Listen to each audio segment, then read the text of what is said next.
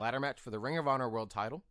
We've got the real world champion, Matt Taven, representing the Kingdom. Where's that belt? Marty Scurll stole it. The villain of Villain Enterprises. I meant, like, where's his real... If he's the world, where's his belt? It got destroyed by that ruffian. Because I think Jay Lethal has the belt. He's got a belt that he hasn't destroyed. Why would he destroy his own belt? Because he's so afraid that it's the fake title, That's not the one real world title. That's not the That's one that Kerry Silkin gave him. What does Kerry Silkin do? Other than wear a Ring of Honor shirt and a blazer. And shake people's hands. And then dances around whenever the Led Zeppelin plays. All right, but that's not who Sinclair Broadcasting gave the title to. In a ladder match for the real world champion that will finally be crowned in Ring of Honor, Marty Scurll, Matt Taven, and that ruffian Jay Lethal. I actually think Matt Taven's going to win, too. I think it fucking better be Matt Taven. This is 2 years in a row at WrestleMania Weekend at the Ring of Honor show that Marty Scurll is going for the World Heavyweight title. I think that he's ready. I think he probably is, but I think Matt Taven should win because I really thought he was going to win at the 17th anniversary show, and he didn't. So I think Matt Taven's going to take it. And Marty Scurll is now 1/3 of the 6-man tag team championships at Ring of Honor. Man, so like Villain Enterprises could have all the gold. Literally. Like from different promotions. Except for the TV title, other than that one. Unless they somehow Marty should get that too. They might. Who's to say that either one of those guys aren't part of Villain Enterprises? And in the main event of the evening, you've got Jason White. Jason Witten. Jason White from New Zealand. Switchblade is your champion, IWGP Heavyweight Champion, facing the Rainmaker, Kazuchika Okada. I think Jay White's going to win. I think so. I think that, but then also I could go the Okada way because Okada has been starting to come back up as like, is this the same Rainmaker that we know? And then he won the New Japan Cup. And then it would mean even more if Naito beat Okada, which is the face of New Japan. Yeah, I was just about to say, like, actually, it might make sense for them to take the title off Jay White. But who's to say that he won't win it later in the year? We've got time until Wrestle Kingdom. That's very, very true. But it also wouldn't. It also kind of would not work out too well because, like, Tanahashi didn't have the title for very long. His literal first defense was against Jay White and lost. So, like, why would Jay White's first defense he would lose also? Unless, I don't know. Storytelling, man. I'm not working for the company. I mean, again, I always bring up the fact that Akebono was a multiple-time IWGP champion. Bob Sapp was a champion. Multiple times. Actually, I don't know if Akebono was a multiple time, but Bob Sapp was. That's upsetting that Bob Sapp... Not that anything... There's nothing against Bob Sapp. It was a lean year in the New Japan. It was a lean decade in New Japan. It didn't quite work out for a while. All right, so... Those are the first two cards. So we have gone through Friday, the main event of wrestling on Friday, the main event of wrestling on Saturday. Yep. And at this point, we're fucking exhausted already, right? So if you have gone through just these shows, that's 6 hours of wrestling. However, if you have gone to any other wrestling Friday, Saturday, hell, there's shows after these shows that you could go to. Usually Kaiju Big Battle, and I think Joey Ryan's Penis Party is happening around the same time or afterwards. I'm sure Joey Janela's Spring Break, I think it's like 3 spring breaks the entire weekend. There's a lot of wrestling going on. Oh, yeah, I know. DDT's doing their first American show. I know Shimmer has their yearly WrestleMania show. There's so many companies. There's too many to name. So, yes, saying that, the one that brings them all together, the main event of the evening, the 24-hour extravaganza, the 980-day wrestling feast, the 30-year extravaganza, WrestleMania 35. It's gonna be good. It's gonna be okay.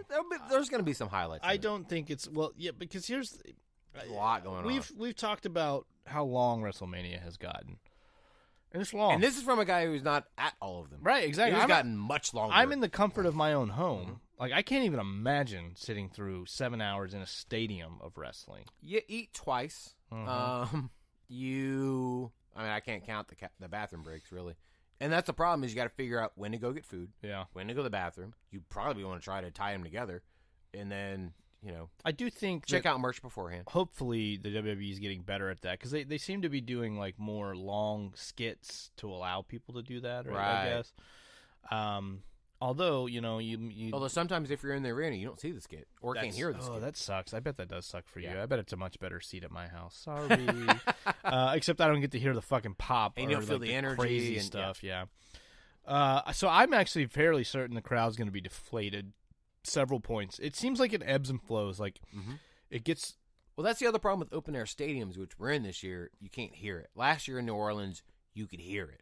It did feel like last year's was much louder. I've never really thought about that. You're totally right. Like in the open ones, it doesn't sound as like you don't feel as like wow. That's what I've heard a lot from the guys that I've heard on podcasts. They're like, I love going to WrestleMania, but like I don't know if the crowd's into it or not because a lot of them are open air stadium. Like I know next year's in Tampa, that's an open air stadium as well. You can't really tell because it just goes out. And like honestly, like, and this is I think something else we've talked about before. I need the crowd to be into it. Like not that like I can't objectively watch a wrestling match and go, yes, this is a good match. Right? You're not gonna be like, am I supposed to cheer here? Right? Exactly. I know when to go. Oh crap, that was awesome. Right. But at the same time, like when the crowd is into it, like like I feel like it's a feedback loop almost, where like the guys are into it, the crowd is into it. Everyone's gelling together. Yep. I'm fucking into it. Those are the matches that everyone goes, oh my god, like yes, this is exactly like what wrestling. This is what makes wrestling so fucking good. And in wrestling, I guess you're right. In open air stadiums, it's just harder. So I've been to. I'm gonna divert from wrestling a tiny bit, but I'm gonna come back to it. I've been to many Fish shows, and I've been to a lot of outside Fish shows. The music and the crowd just kind of escapes. However, when I've seen them here at the Nokia Theater or Verizon or whatever they're calling it, I think it's just the theater at Grand Prairie. Is it now? Yeah, I don't. I think they lost their sponsorship. They should be called Next Stage like they were initially. Anyway, the music and the sound just felt like it was on a loop, like it was just going, like in a good way. Like you just kind of felt I've also been to that venue, so I understand what you're talking about. So like it gets going and it feels good. Yeah. And everything's trapped in that one place, and like it's just like you're feeling it. It's great. You get the energy of it, and so that's what I feel like WrestleMania is. Yeah, crazy. I'd never thought about that. So there's a lot of matches on this card. All right, so the Battle Royals are going to be fun. We might, again, for the second year in a row, get a Bray Wyatt random entrance return. Who knows? I hope the women's is... Because I felt like the women's was better last year, I've heard nothing on TV about the women's Battle Royal. But apparently it's on happening. social media. Well, yeah, I've heard on social media. Like there are... Like I've heard 13 people so far. That's a lot. That's like half the card. It's pretty much every other lady that's not... in the... Including the former women's champion, which, congratulations, now Charlotte Flair, 8-time women's champion. That is impressive. It is. The men's Battle Royal has so many people that just need a payday as well. Lucha House Party's in there.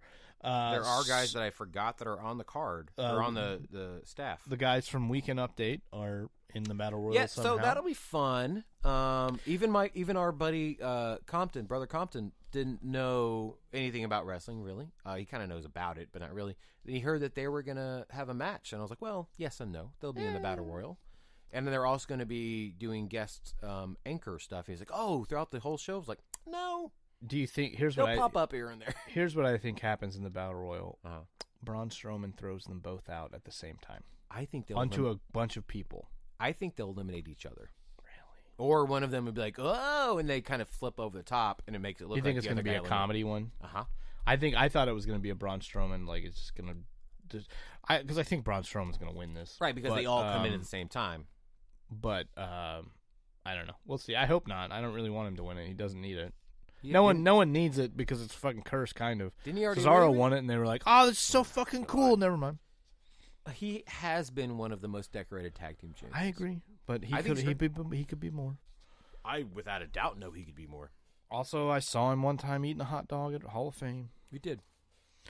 Yeah. So those, I actually don't know that those will be fun. They can go one of two ways. Either they're a lot of fun or just terrible.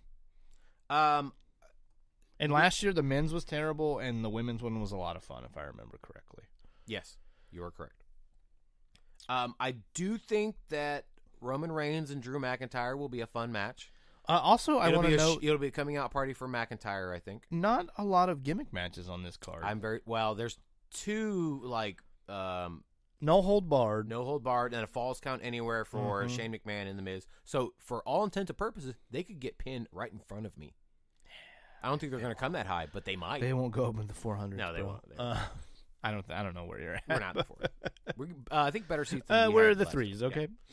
Yeah. We'll be cold. Either way, because from what I'm hearing, the low will be in the 40s. I'm excited to see both the secondary singles titles defended, but I don't care about either of those matches.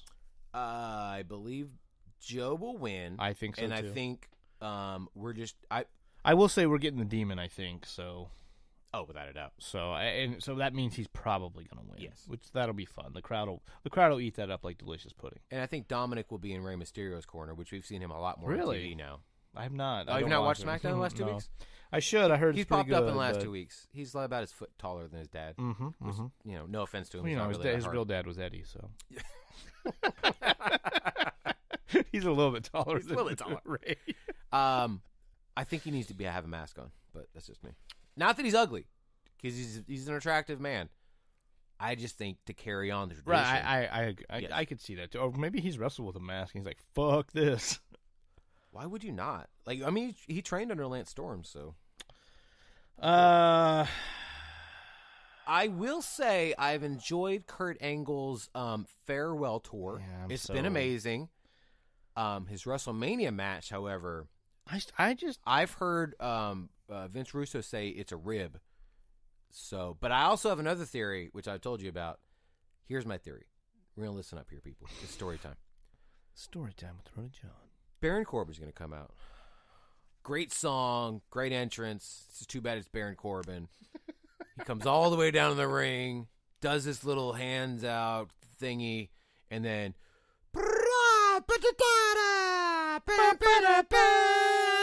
John Cena comes down, big FU, and then all of a sudden, what's that? That's right. John Cena's first match in WWE was against Kurt Angle. Full circle. Kurt Angle's last match in WWE will be against John Cena. If they don't do that, I will be fucking pissed. I think the entire crowd would be pissed. Because Kurt Angle deserves more than Baron Corbin. Yes. Absolutely it's a wet deserves fart in more. church. And I get if you're gonna put Baron Corbin over, the crowd's gonna even fucking hate you more. Yep. They may want, but we don't right, exactly. They may want that, but I fucking hate Baron Corbin. No, yeah. Everyone fucking hates Baron Corbin. True story. He okay, so you're gonna put him over one of the best WWE wrestlers of all time, and exactly. now we like him. No, or now we hate him. No, we hate him. It's X-Pac heat, bro. Right. We fucking hate him. It's not that we're booing him. We're boo, you fucking suck. Right. We do not want to see you. Yeah, not boo as in we're booing your character. Yeah, not literally exactly. booing you, the person. You get an X-Pac heat, bro, right. and no one, we're not into it. But and then after the match, I think all the lights go out. All of a sudden, we got some druids, we got some torches. You got the Undertaker come out, do that respect thing that he does, and then walk out to Kurt Angle. Yeah, Kurt Angle. I could see that. Yeah. I'd be okay with that. Yeah. I think it would be fun too. The crowd would be. But that's if I wrote it. The crowd would be here's the thing: you do that, the crowd would eat it out of your fucking hand, and they would be ready for you to fucking trace out some Shane McMahon Miz match where Shane McMahon's not going to do any crazy stunts. So he will. Well, he'll do the coast to coast, right, but he's not going to do anything like jump off a fucking cage. He'll jump off something. I don't think he will. I think he said he's not doing that this year. He's probably bro, I'm almost 50. He said that, but I don't believe it. You think he's going to do it? He'll jump from. They are starting to work us more on social media, which is good because I can't fucking tell the difference now. I mean, also the social media in general is fake, so let's just fucking. I'm not sure if I'm talking to a Russian bot or if I'm talking to a real person. Right. So who knows? Here's what I think everyone's going to be talking about. We've already talked about it before the show. I brought it up already. Yeah, the Batista Triple H. Nope. WWE Cruiserweight Championship. Buddy Murphy, Tony Nese. That's what everyone's talking about. Yeah, everyone's going to be like, man, I'm so glad that I tuned in at 4:30 to watch. that match. 2.5 hours before the pre-show. Actually, here's the thing. That match, the Cruiserweight match last year, was one of the best matches on the card. So, like, we're making a joke about it, except that, like, actually might be one of the best matches on the card. I remember watching that match at the pre-show last year and being like, damn, these guys